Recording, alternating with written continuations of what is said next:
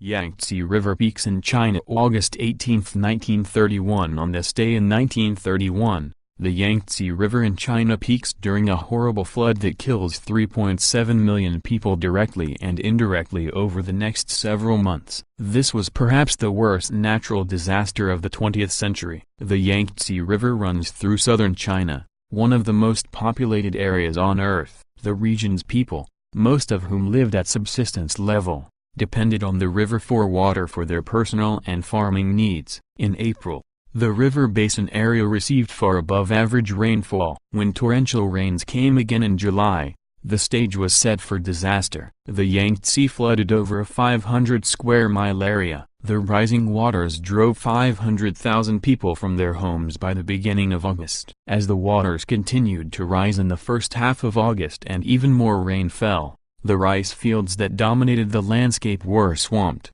destroying the crop. Major cities such as Wuhan and Nanjing depended on this rice and, without it, people in the cities starved to death. In addition, typhoid and dysentery were rampant due to the polluted river. The millions who died from this flood perished from starvation and disease, many after the flood waters had receded. Much of the disaster may have been averted if flood control measures had been followed closely. The Yangtze carries large amounts of sediment, which accumulates in certain areas of the river and must be cleared regularly. However, with much of the area's resources devoted to civil war at the time, the river was neglected.